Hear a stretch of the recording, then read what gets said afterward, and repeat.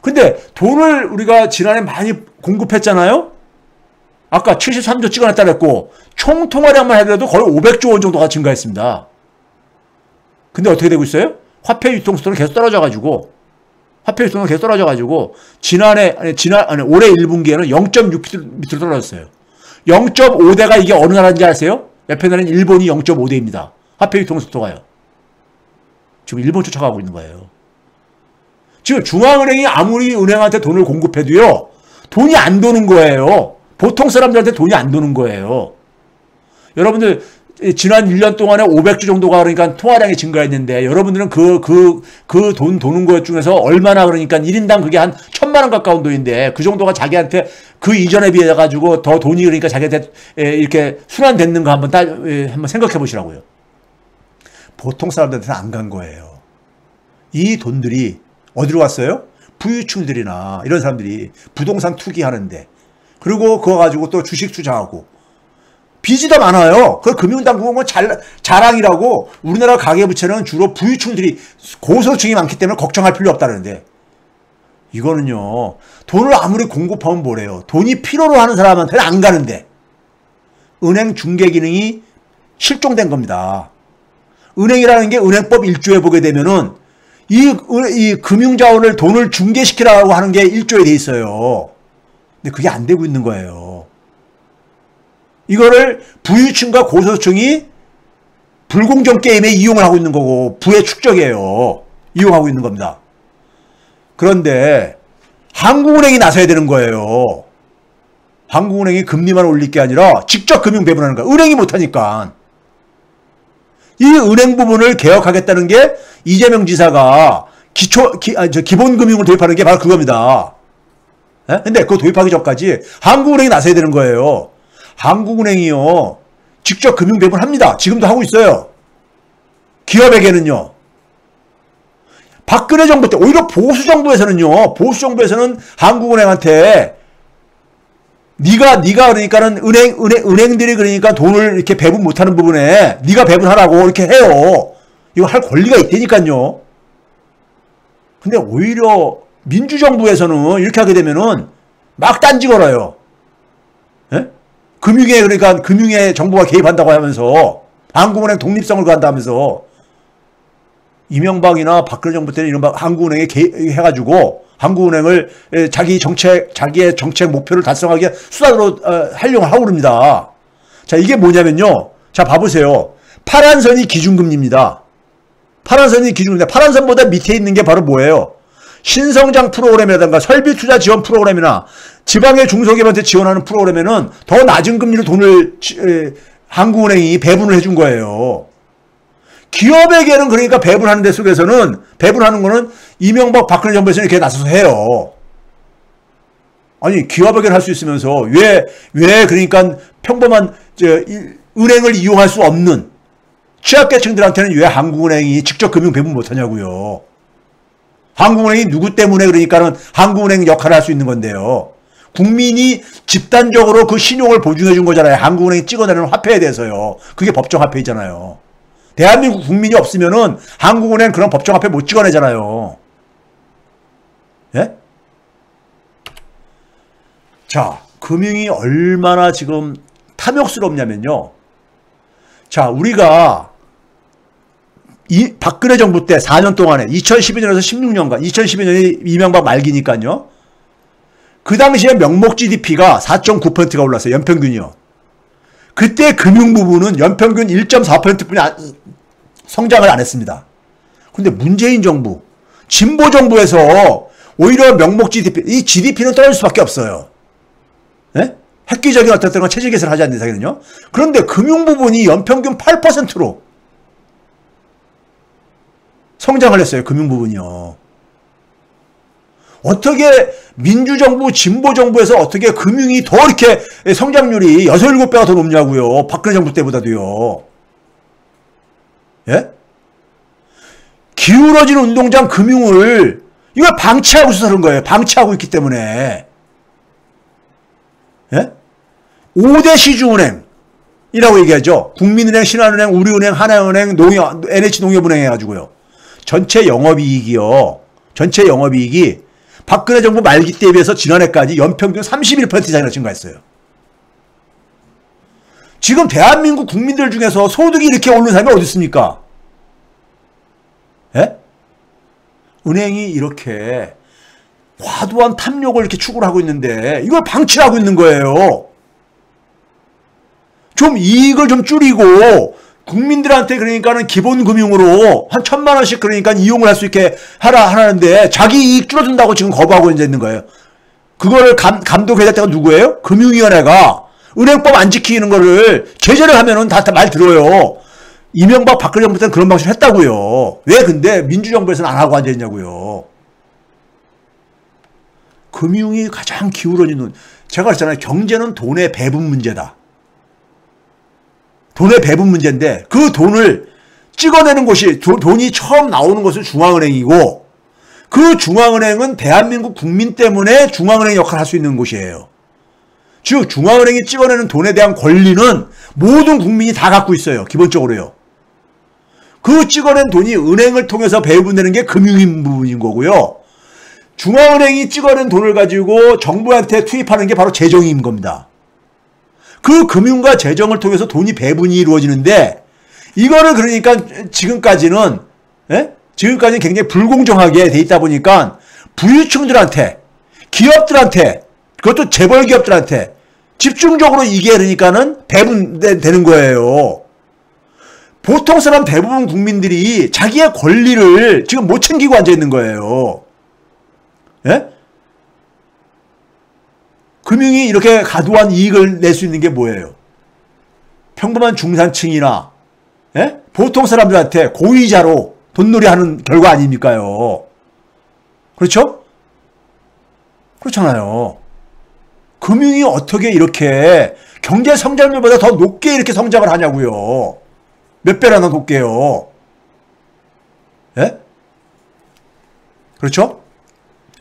자, 한국은행을 여러분들, 한국은행을 모피하고 은행자본에서 국민의 품으로 되돌려 놓지 않는 이상에는요, 이거부터 시작해야 됩니다. 한국은행 법을 보시게 되면요, 한국은행의 모든 통화정책을 결정하는 건 누구냐면 금융통화위원들, 7명의 금융통화위원들입니다. 한국은행은 기본적으로 기재부의 거시정책과 이 관리를 받습니다.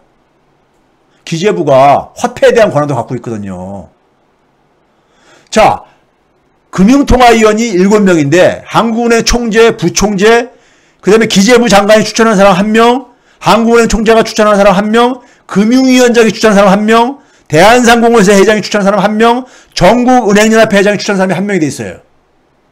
근데 여기서 기재부 장관이 추천하는 사람 1명이 있죠. 그 다음에 금융위원회 위원장이 추천하는 사람이 1명 있죠. 금융위원장 옆에 제가 6명 사진을 붙여놨죠. 지금 새로 되는 사람이 이제 고승덕 씨인가 그 사람까지 포함해서 7명이요. 모두 다 기재부 출신입니다. 모두 다 기재부 출신이에요. 금융위원회는 기본적으로 기재부하고 같은 식구들이에요.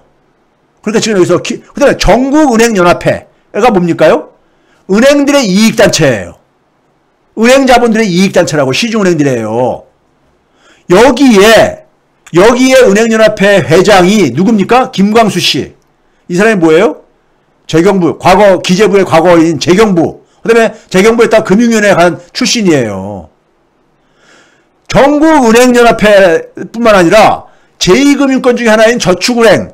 거기도 누구냐? 기재부 출신이 하고 있죠. 회장도. 중앙회 회장도요. 즉 기재부가 한국은행을 이렇게 장악하고 모피아들이 은행 자본을 유예해 가지고 한국은행의 통화 정책을 운영을 하고 있는 거고요. 하고 있는 거고 어떻게 이주열이라는 사람을 박근혜 정부에서 총재했던 사람을 문재인 정부에서 기셨습니까? 도대체가 경제 철학은 그러니까는 차이가 없는 겁니까?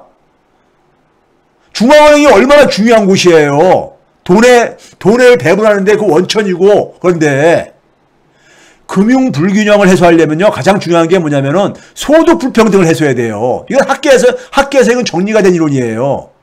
근데 한국은행이 소득 불평등을 위해서 역할하는 게 뭐가 있습니까? 지는 그냥 금리 이제 올리고 나서 나중에 자기들한테 책임이 돌아올까봐 만약에 부동산 시장이 붕괴되거나 가계부채가 폭발하거나 했을 때 그러면 우리가 제2의 외환위기 같은 게 연상이 되잖아요. 외환위기 때 여러분들 당시에 강경식 그 당시 재경부 장관하고 그다음에 김인호 경제수석이 외환위기 책임자로 해가지고 기소까지 당하고 그랬잖아요. 법원에 쓰고요. 끝내는 법원에서 경제 정책은 그러니까 법적인 책임을 안 진다 해가지고 면죄부를 받긴 했지만은 그런 책임들 지금 추궁당할까봐 나는 금리 인상을 했다. 이런 지금 면피성 지금 조치들을 하고 앉아 있는 거예요, 지금요. 예? 지금 면피성 조치를요. 금융위원장도 지금 한다는 소리가 뭡니까요? 가계대출 억제하겠다. 근데 그거 억제하게 되면 누구만 피해봅니까? 실수요자, 전세자금 대출자, 이런 사람들, 취약계층들이, 보통 사람들이 피해를 보지, 지금 부유층들은 금융위원회에서 지금 그러니까 가계대출 억제한다고 해서 타격 볼 사람 한 사람도 없어요. 한국에서 금리 요 정도 올려가지고 타격 볼 사람 한 사람도 없어요. 그렇죠? 누가 타격 보냐? 전부 다 보통 사람들만 피해를 봐요. 예? 이게 그러니까는 중앙은행과 정부의 그러니까 우리가 이 경제 정책을 담당하는, 금융 정책을 담당하는 데가 지금 할 일입니까, 이게요? 예? 그래서 지금 뭐냐면 이들이 이게 돈을 배분하는 문제라니까요. 돈을 그러니까 누가 가져가느냐. 이 사람들은 대한민국이 외환위기가 오든 뭐든 이런 거, 아니, 금융위기가 오든 이런 거 관심 없어요. 내 목만 많이 챙기면 되는 거예요. 내 목만이요. 내 목만. 문재인 정부에서는 재정 쓰지 말라 이거예요. 예? 이 수구 세력으로 바뀌면 그땐 또 재정 쓰겠다 이거예요. 왜? 자기들한테 돌아오니까. 그리고 금융은 뭐냐면 그냥 가만 놔둬도 자기들의 세상인 거예요. 자기들 세상인 거예요. 이 상태에서는 부동산 시장 과열 잡지도 못하고요. 이러다가 오히려 그러니까는 가계부채 문제가 진짜 잘못 터질 수 있어요. 사기 민주정부한테 굉장히 지금 시한폭탄을 넘기는 거예요. 시한폭탄 넘기는데 항상 그렇잖아요. 항상. 예? 진보정부한테 그러니까 시한폭탄 넘기잖아요. 근데 그랬을 때 그거를 그러니까 우리가 이제 해결할 방법은 있습니다. 해결할 방법은 있는데 해결하면 뭐예요? 다시 그러니까는 구조를 안 바꾸면요. 구조를 바꿔야 되는 거죠. 모피아 구조를 바꿔야 되고 부동산 칼텔을 바꿔야 되고요. 예? 그게 바로 뭐예요? 금융민주화하고 재정민주화입니다. 재정민주화하고 금융민주화의 출발점이 바로 뭐냐? 기본소득하고 기본금융인 거예요. 기본주택도 그거죠. 여러분들 공공주택을 짓기 위한 도시주택기금을 배분하는 것도 기재부 권한입니다. 기재부가 2019년까지 박근혜 정부 때보다 더 적게 배분했어요. 공공임대주택 짓기 싫어서. 그러니까 이 문제를 해결 안 하면요. 아무리 진보 정부가 들어서도요. 이 문제 해결 안 하면요. 보통 사람들의 삶은 달라지지 않고요. 부동산 정책은 계속 실패합니다. 그 속에서 피해는 그러니까 보통 사람들만 계속 보는 거고요. 예? 그래서 중상층까지는 이 재정민주하고 금융민주의 지지를 해야 됩니다. 왜 그러냐면요. 부동산 시장 붕괴되고 가계부채 폭발하면요. 중상층까지 다 피해봅니다. 피해봐요. 제가 장담하지만요. 예? 미국이 그랬잖아요. 제가 지난번에 보였잖아요. 미국의 소비자들이 자기들 책임을 인정을 했잖아요. 금융이 터지고 나서요. 그런 실수를 우리는 반복하지 말아야 되는 거예요. 그 사기 민주정부에서는 재정민주주의하고 금융민주주의, 금융과 재정은요, 돈의 배분과 관련된 문제예요. 이거를 그러니까는 부유층들과 특권층들은 자기들이 계속 다 갖겠다는 거예요. 자기들이. 예? 이거를 민주적 배분으로 바꾸지 않으면요, 대한민국은 희망 없습니다. 대외적인 이상을 국민들이 희생을 해가지고 대외적인 이상을 선진국 수준으로 높이면 뭐예요? 국민들이 그걸 내부에서 체감을 해야죠. 체감을 해야 되는 거잖아요. 국민들이요. 그렇죠? 그래서 재정민주주의하고 금융민주주의는 그러니까 반드시 그러니까 이것은 넘어야 될 산입니다. 그래야지만이 노무현 대통령이 꿈꿨던 반칙이 없고 특권이 없는 세상, 사람 사는 세상을 만들 수 있는 거예요. 상식이 지배하는 세상이고 불공정한 걸 좀 개선하자는 거예요. 예? 자, 오늘은 이 정도에서 그래도 오늘은 한 30분 정도 오늘은 좀 줄였습니다. 이 정도에서 마쳐야 될 것 같습니다. 제가 내일 아침에 또 뉴스공장 출연이 있어가지고 이른 아침에요. 그리고 좀 가능하면 좀 강의 시간을 좀 줄이려고 노력을 하고 있습니다. 줄이려고 노력을 하고 있고요. 그래야지 여러분들한테 좀 도움이 될 것 같아서요. 그래서 오늘은 중앙은행의 지금 구조에서는요. 중앙은행이 금리 계속해서 올리지도 못하고요.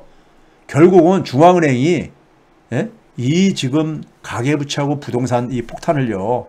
결국은 그들이 만드는데 일조를 했고 그들이 결국은 그걸 이제 악화시킬 수밖에 없어요. 예? 중앙은행 굉장히 중요합니다. 돈의 출발점이잖아요.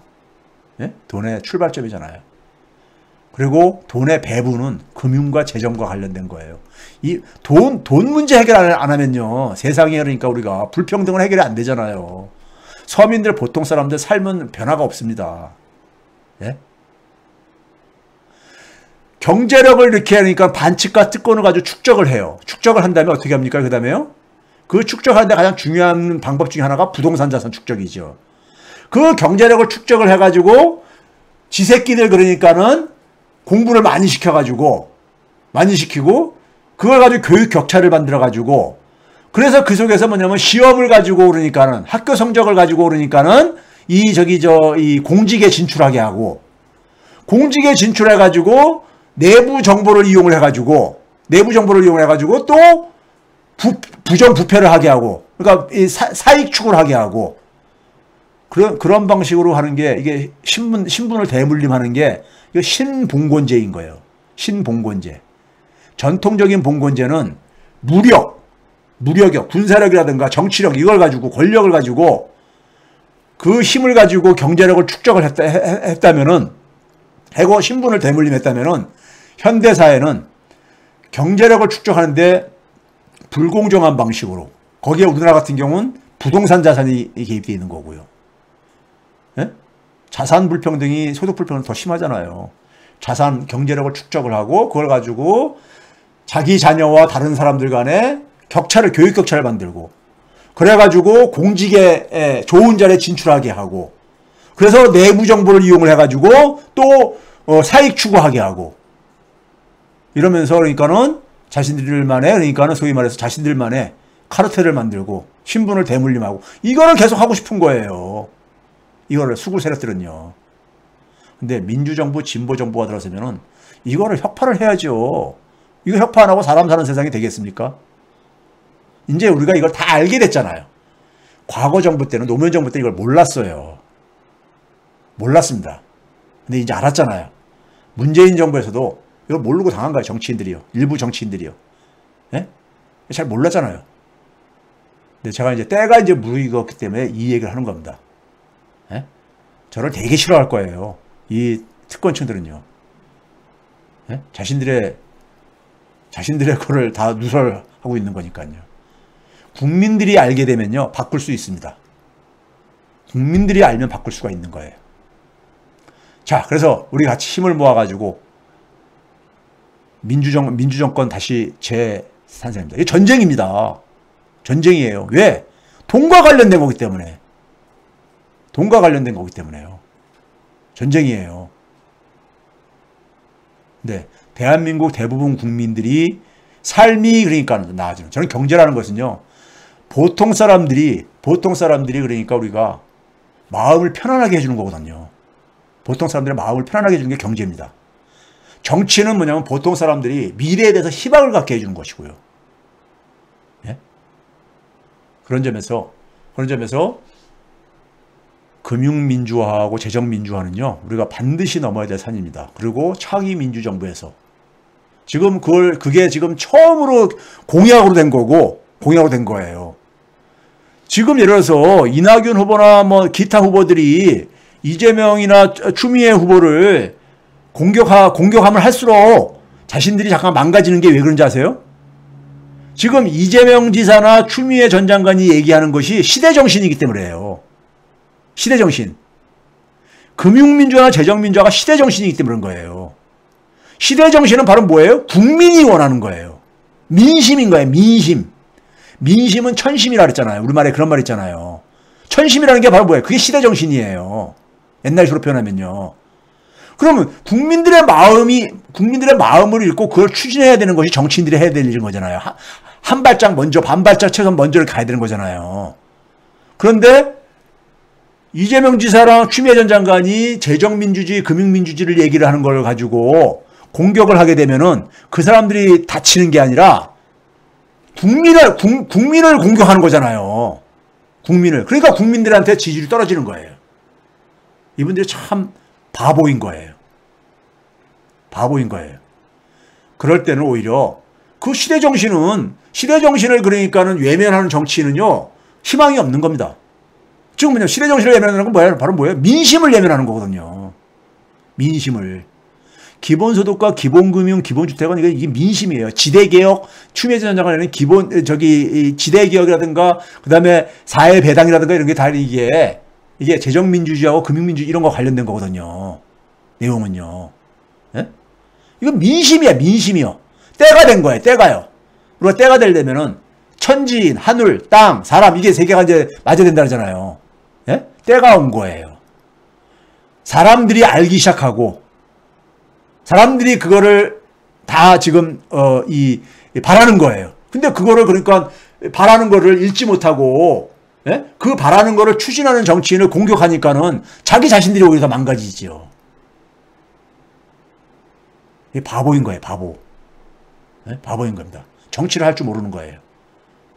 정치는요, 기본적으로 민심이 천심이란 말이 그런 거예요. 시대 정신을 해야 되는 겁니다. 그런 점에서 우리 20대 대선을 반드시 승리로 만들어내야 됩니다. 저는 항상 얘기하지만 조직화된 깨시민인 촛불 시민이 있는 한 이길 수 있습니다. 이길 수 있어요. 왜? 시대 정신을 우리가 갖고 있기 때문에 이길 수 있는 겁니다. 이번에도요. 문재인 정부의 부동산 정책에 대해서 실망하신 분들, 그동안은 너무 몰랐던 겁니다. 예? 그 대신 이제 그러니까 우리가 그렇다고 해서 우리가 저쪽이 대안은 아니잖아요. 그렇죠? 대외적으로는 많이 국가의 이상을 높였잖아요. 예? 그러니까 우리가 한 발짝 더 나가는. 지금 여전히 뭐냐면은 이낙연 전 총리 때 있던 사람들이 다 지금 장악했잖아요. 자신의 정치적인 욕심을 위해 가지고 자기 사람으로 다 정부에 그려놓은 상태 속에서 이 후유증을 지금 우리가 치르고 있는 거예요. 자, 그런 점에서 촛불 시민 여러분, 파이팅입니다. 파이팅이고요. 우리는 할 수 있습니다. 만들 수 있고요. 자, 오늘 최백은 TV 라이브 57회 여기서 마치겠습니다. 감사합니다.